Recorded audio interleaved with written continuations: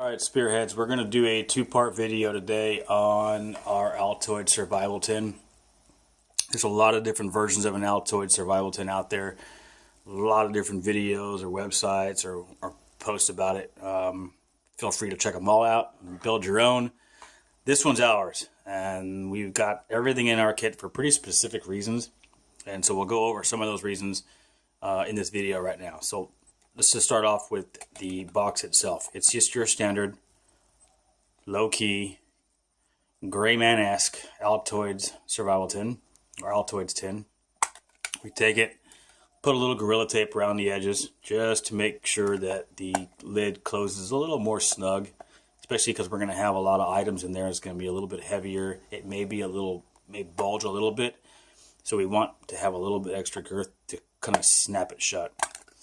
So on the top of the lid, I should say on the bottom side of the lid, we've got 3 Band-Aids, 2 standard size Band-Aids, and 1 slightly larger shaped Band-Aid. We've got your star flash mirror for signaling. These are all no-brainers.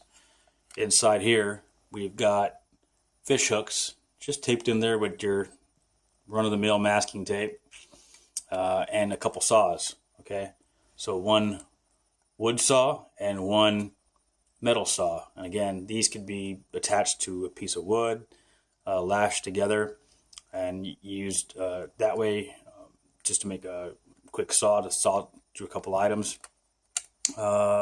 Because we don't have actually a saw in the kit like say you would on a giant or a full-size multi-tool, like one of those full-size Gerbers or Leathermans that have the saws on them. So we included that in there for you. The next thing that we have going inside is just a basic bobby pin. Bobby pins are pretty useful. They have a lot of different uses. You can feel free to Google or YouTube those. You can scratch off those little rubberized balls on the end there and the tips and make a lock pick. It could be a clamp. You can make a hose clamp for your Camelback or something like that in case it gets a rip in it or the nozzle breaks, whatever. So a lot of different uses.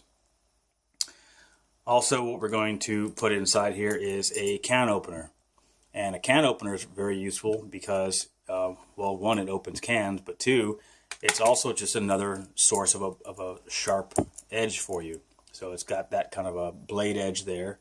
It's got a point there, which is really good if you wanted to say gut a fish. You could use that to gut the fish like so. You could cut line, cut wire. A lot of different uses. You can strike your ferro rod with it as well. So you got a lot of different uses for a can opener there. Especially if you come across a hiking cabin. A lot of times those hiking cabins will have food for hikers in cans, and if their can opener is lost or non-operational, you've got your own right there. The next thing we'll put in here is the sewing kit. And again, this is not a particularly fancy sewing kit. It's nothing to write home about. It's just your basic run-of-the-mill sewing kit. But why a sewing kit? Well, let's just say that your shoulder strap breaks on your backpack, and instead of running around with 1 strap on, which is now it's a hindrance to you, it slows you down, it makes you less efficient. You got a lot of different thread here, and who cares about the color of the thread, right? What you need is a lot of thread. So you're going to take that thread and you're going to sew using that needle in there, sew that backpack strap back onto your pack, or you've got a hole in your pants, or you've got a button missing, which sounds kind of stupid and simple, but I mean, let's think about it. A button keeps your shirt closed, right? And if your shirt's not closed, you're opening yourself up to more exposure. So it includes a couple buttons in there.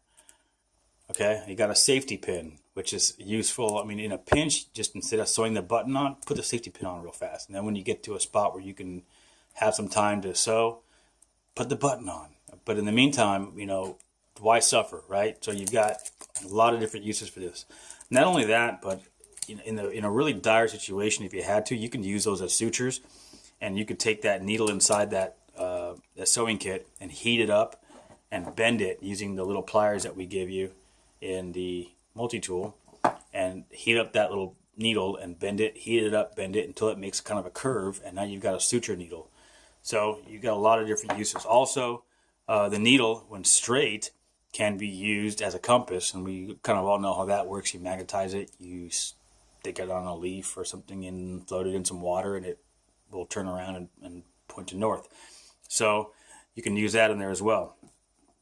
Next thing we got is the foil, and this will be the last thing we cover before we switch gears to the second video. Foil is a no-brainer, right? Foil can be used for signaling. It can be used as a heat shield. It can be used to bend and make a cup for catching water. And the rough size you're going to get in the kit is about like so. That is it right there. Okay, so you can take that and bend it. You can make a bowl to catch water. You can boil water, actually, you know that. You could reflect light and again signal. You could make a heat reflector. So if you had a small fire going and you wanted to maximize the fuel that you've got going for your fire, instead of losing heat in that direction, you could reflect the heat back to you this way and make the most out of what little fuel you've got with the foil. So again, kind of a no-brainer. All right, we'll do one more item real quick before we wrap it up. The zip tie. I needed something to kill space around the edges. Couldn't figure out kind of what to do. So a zip tie kind of made sense, because why the hell not, right? I mean, the zip ties are kind of good for a lot of different things. You can use it as lashing. You can use it as a lanyard for your zipper, just so you can unzip and zip your jacket or your sleeping bag. But just has a lot of different uses. So we just kind of stick that around the edge. So we'll call that video 1, and we'll come back in video 2 in just a moment.